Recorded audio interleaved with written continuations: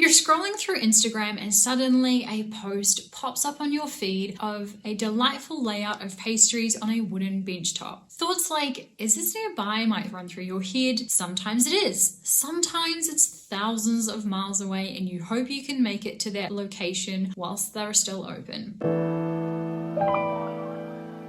Hey there, my name is Sylvie and I am a baker who has been studying the science and fundamentals of this industry whilst also spending many hours baking up cookies, cakes and other things for my website roamingtaste.com. From London to New York to Brisbane to Athens and Dublin, there has been a resurgence happening in the bakery scene. People will line up to get the weekend specials of sandwiches, cakes and pastries. Today we are digging into this resurgence. What could be causing it? Why our social feeds are suddenly full of baked goods? And how people find joy even when they don't have the funds for it. Mrs. Iris Adams is the name of the lady who, with the help of her daughter Elizabeth, is keeping alive the traditional taste of bread.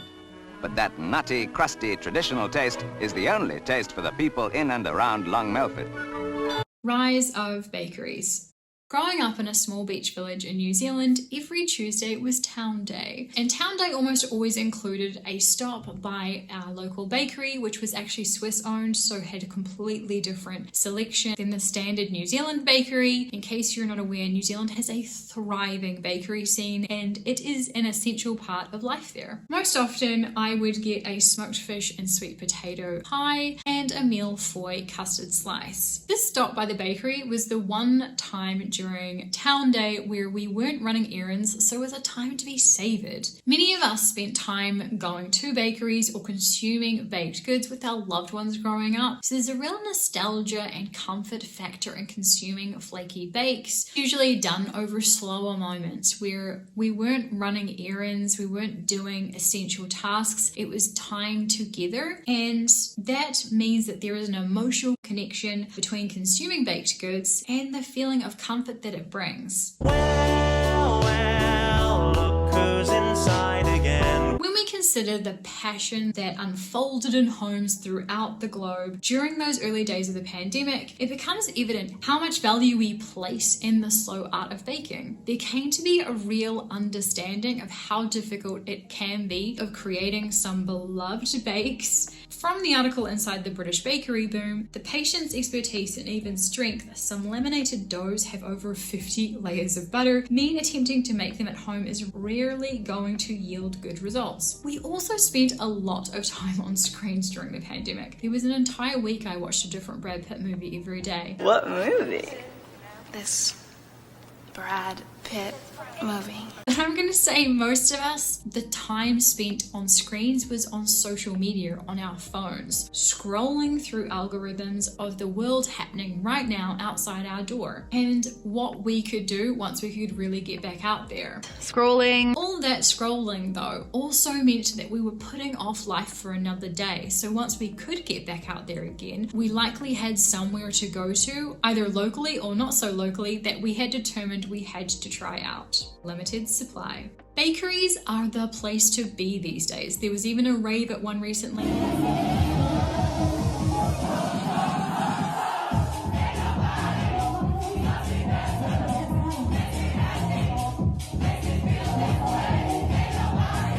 Would love to go to a rave in a bakery. I can't actually imagine a better place to have a rave. So unlike bakeries of old, the ones today understand the importance of creating a niche product, whether it's a specialty flavor like honey burnt toast that is always on the menu, or limited edition weekend bakes that if you do not get there this weekend, they probably won't be doing that flavor again in the future. It is very rare to see the same menu twice in a row at this Brisbane bakery. Each weekend they will have different tart and cake options, but they also are continuously changing their pie and sausage roll flavours. So yes, while some places are having raves, others are simply leaning into creating one-off product drops. And though the foundation of baked goods is still there, and most often you can find the beloved classic regular croissant or pain au chocolat, those are not the reasons why most people are turning up and lining up, flocking to these bakeries, whether it's across town or across the world. The bakery owners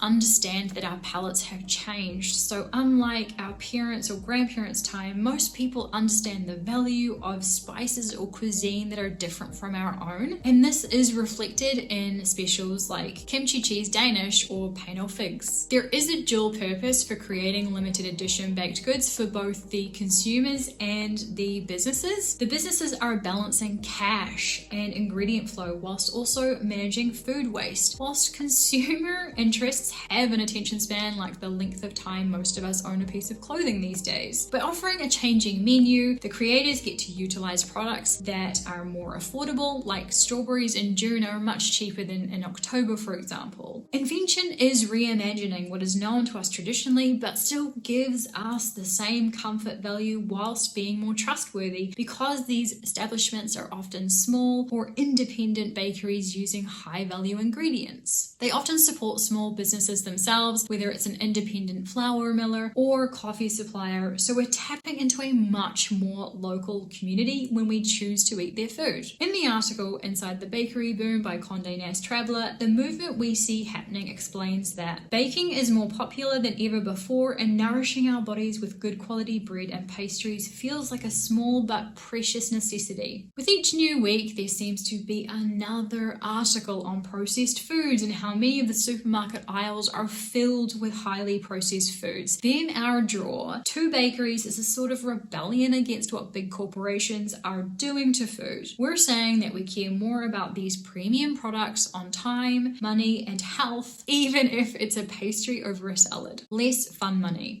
With rising inflation, the cost of basics are increasing, meaning if you could afford to go out for dinner a few times a month a few years ago, you might not have that in your budget anymore. But you still need to have some form of joy, and this is where bakeries are perfect. A friend who survives on welfare after being forced into medical retirement mentioned recently that a cheese sandwich was the cheapest meal you could send your kids to school with for the last several decades. Yes, it showed you didn't have much, but you knew it would suffice even on a minimal budget. Now butter and cheese have seen such a swift rise in costs that sending your kid to school with those ingredients means you have some money. Literally can't afford to pay even for some of the basics if they've gone up the way that cheese sandwich has with all its ingredients. Well, then you don't do the cheese sandwich. Add to that the rising costs or already expensive trips away. That means you might be staying local more often than those pre-COVID days. You want to take advantage of what is available nearby, whether it's in your neighborhood, your city, or just within a few hours of driving. Traveling an hour is much shorter than traveling to an airport and standing in security lines, not even to mention the flight time to get somewhere. In the article, How Baked Goods Became the New Streetwear for Hungry Londoners from 2023, Rebecca Sparvin, co-owner of the famous Toad Bakery, comments, I think bakeries fill a similar sort of gap where if you can't really afford to go to a restaurant, you can still participate in a very active food scene. When basics become so expensive, then we lean into ways to get out of the depression of how do I afford this to I'm not eating much fun these days, I might as well spend what little I have on something I can't make at home. In the article 10 Best Bakeries in the UK Worth Travelling For, Millie Kenny Ryder notes the link between our tightened budgets and the rising queues. The cost of living crisis has intensified our obsession with fine, handcrafted little luxuries, a treat that won't break the bank, causing many to make pilgrimages to cult cafes to tick off the unique creative bakes. As humans, we're kind of hardwired to find joy, to look for it, seek it out, and eating brings us joy. So it seems like an obvious trajectory for bakeries to be the place that we go when times are tough, particularly when budgets are tightened to a point where you're wondering if you can afford rent in a year. In the article, Why Do Millennials Love Queuing at Bakeries Now? With that generational clickbait article, Thea Everett writes, it's that pocket-sized edible encouragement you need when times are hard and the power of your paycheck is shrinking. As mentioned in the last chapter, whether we're actively rebelling against larger food corporations when we support these independent bakeries, we are more aware now than ever of how great the food monopolies are, with their shrinkflation tactics to swindle more money out of us with less products. Shrinkflation. It's when companies quietly shrink the size of their products but keep the price the same. So many items have gone up in price while shrinking in size. Now, this is something that's been happening for decades, but over the last few years, we're seeing shrinkflation on a wider scale. Just look at social media and go to places like Reddit. Thousands of posts with examples of this very thing happening. So what's actually behind all this? Well, the most obvious answer is that the people and companies that make all the things that we buy in supermarkets are these huge corporations that use us as consumers to make money. And I can understand that. They're businesses with business interests. Big manufacturers will do whatever they can to maximize profits. Job done then. Shrinkflation is caused by corporate greed. Actually, I think there's a lot more to it.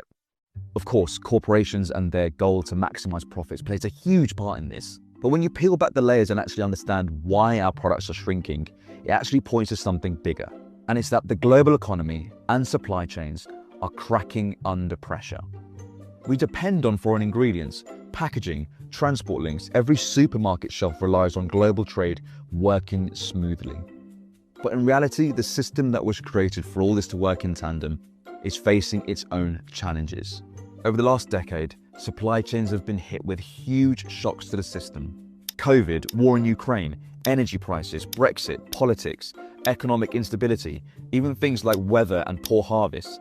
Factories have closed down, shipping has become more expensive, fuel costs have doubled, grain prices are surging, all these things happening at once. Suddenly, a packet of kettle chips or a tube of toothpaste costs more to grow, to make, to move, and to store. So now imagine you're a company facing all these increased costs. How do you get around global supply chain shocks and still make money?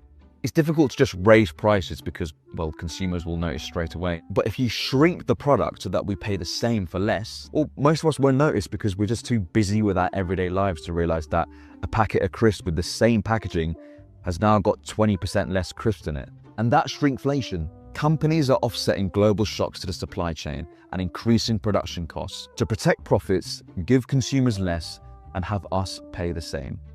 Or in many cases, even more. So it's of benefit to our local economies to seek out independent businesses with the money we're making. Even the marketing is likely completely in-house, so those dreamy pictures that show up on your grid or videos of their products being made are likely by someone who's in the store versus these large marketing budgets by these conglomerates. Community and third places. Some of the bakeries that now have physical spaces started out as just some bakers sharing their passion during lockdown. They might have given away some goods in exchange for donations or gifted food to local charities. They had community etched within the bones of their business before they ever purchased a commercial kitchen space. Some of the bakeries were crowdfunded before they could even open, or most often funded by a few passionate bakers. So our patronage doesn't just help sustain these businesses, but the farms or independent growers of the flour and produce they use, or other smaller scale businesses who supply the butter in their pastries and milk in their coffees. I'm not sure about you, but whether a bakery is crowdfunded or not, if it's in my local community, I feel more invested in ensuring that it survives. Whether it's trying my best to get there and support them financially when I can, or at least sharing with friends to go and support them and enjoy their products when I've enjoyed their products. When you consider that going to a bakery is usually an activity you do with only a few people, a small family or a friend or two. In a similar way, historically, running has been a small activity, something you do solo or with just a couple of people. The fact both bakeries and running has seen a rise as a more community activity is not an accident. The amount of running clubs you can join now means you never have to run alone again. The Google trend worldwide shows that while running club searches have decreased somewhat since August 2025, the number was still a third higher than the previous highest search rate in June 2024. So the trend reflects a wider change in that connection is essential to us humans, and if we can't find places to connect like our parents or grandparents did, we will work within the budgets we've got. A reason for this could also be the lack of expendable funds. So expendable funds are going to running gear or bakery treats. There's also a probable link between the rise of Pilates in bakeries, but we also know there is a relation to matcha, which is a video I would love to do, so let me know your thoughts in the comments below. There's been a lot of conversation around the death of third spaces, and though you likely wouldn't head out to your local bakery to spend several hours like traditional third spaces before, the fact staff are inviting, the layout of glass cabinets, wooden bench tops, and an array of food that are comforting to us, and unlike restaurants, you don't have a time limit means that it's somewhere we feel welcome to spend our leisure time, whether it's with our significant other on a Saturday, some close friends on a Sunday, or the mums and kids on a Tuesday.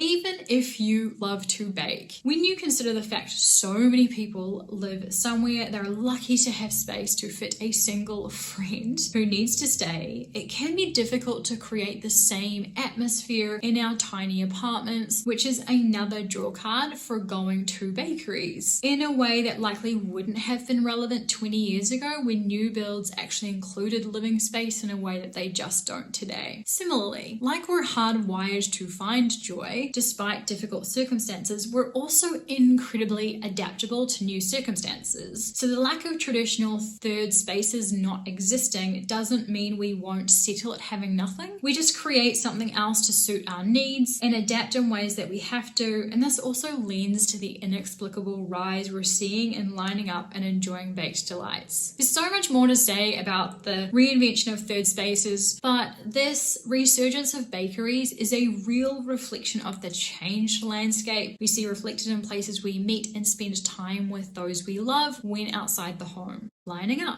We live in a time where people feel a sense of pride at saying they're busy. We are all so busy. I'm just real busy. Whether you take pride in being busy or not, the fact people will choose to spend their free time, whether it's on a weekend or on holiday, in a queue with a bunch of strangers for some baked goods says something about resistance to the fast-moving world we've kind of been pushed into. No matter how busy we are, we have time to stand in line with a bunch of people just to get our hands on something someone baked for us at 4 a.m. In the article How Baked Goods Became the New Streetwear for Hungry Londoners from 2023, Sam Wong is quoted. At first I thought it was kind of weird, but now I'll queue for over an hour. It's kind of like being at a festival waiting for the best act to come on.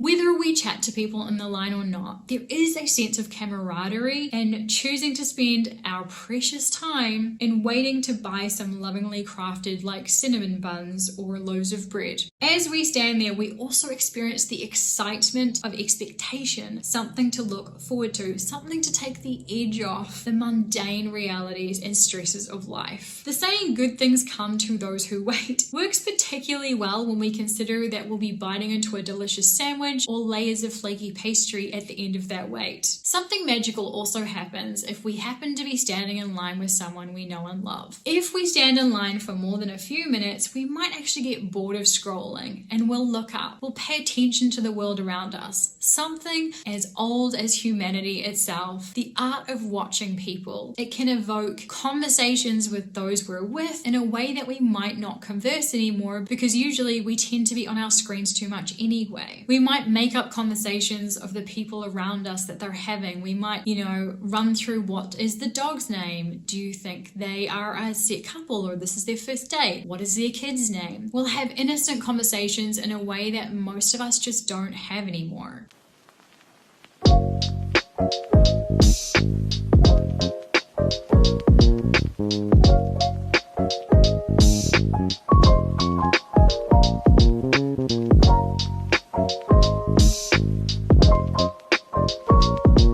Will travel for food. If you are someone who is planning a trip and adding somewhere specifically to eat as an essential stop, then you're not alone. With the algorithm showing us more content from whatever we engage in, we often end up with places in our feed that are either not local or regional, somewhere we need to travel to. This actually happened to me. A close-up of this delicious pastry appeared on my feed and I clicked into the profile and it looked like it could potentially be within my city, so I followed them, and then for a couple of months I just loved everything that they created, to the point where I was like, okay, I need to look up this place. I need to plan a trip to go to whatever town this is because the food looks so good. Well, when I did finally look them up, I discovered that they are located in Brisbane, Australia, which for the record, I've been to Australia twice before this point, and I'd been to Brisbane once, though my brother ironically actually lives on the outskirts of Brisbane. then, there was just no way I was going to be making it to this incredible bakery in the near future. So I recommend my brother go, and of course he never did because he does not care about food in the same way that I do. But suddenly, by sheer chance, I ended up going to this bakery due to some family events that were kind of out of my control. We planned the entire day around going to this bakery, and it was incredibly worth it, even just standing in line. This is not the first time I've traveled for food, and though on this occasion I didn't really have a lot of control over the other circumstances during this trip, it was one of the bright moments on what was a rather stressful time. On another occasion, I booked my dad and I into a restaurant when we were in Iceland, which was a 5-hour drive from Reykjavik, but it turned into an 8-hour drive thanks to my navigation skills that day. My dad also, he would not travel for food, and he wasn't super impressed with the whole experience, but that was still one of the best meals I've had. And I've also traveled to Amsterdam for what is probably the best apple pie in the world at De Winkel 43. There's something to be said about traveling for food. We don't always remember seeing the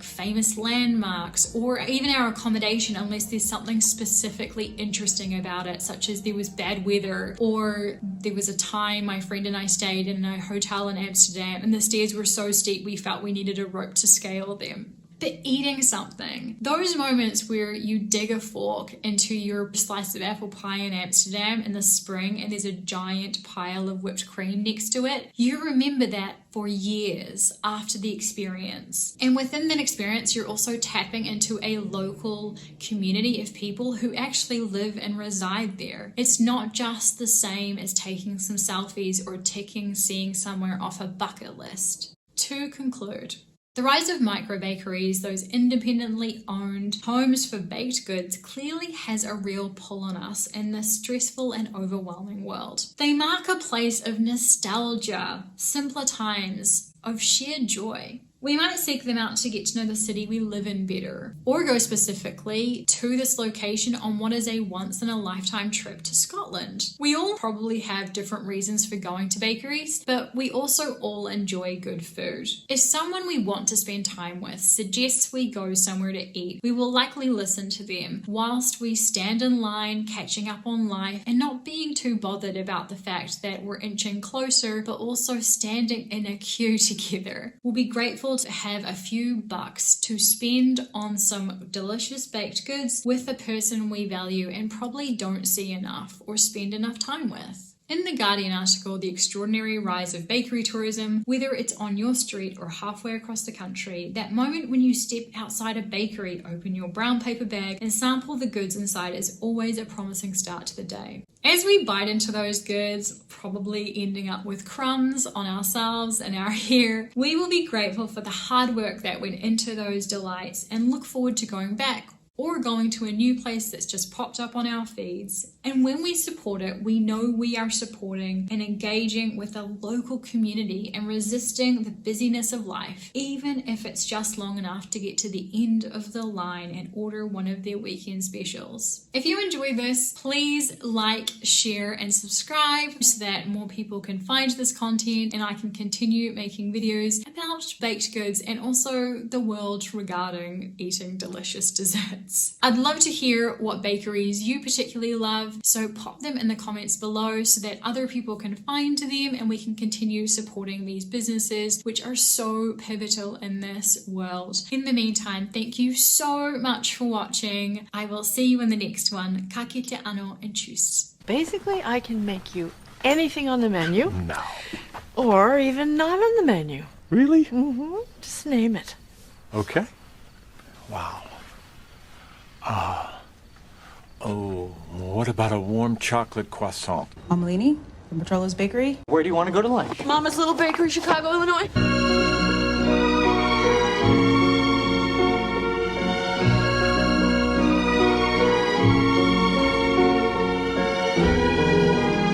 The smell of the bakeries, the energy of the streets.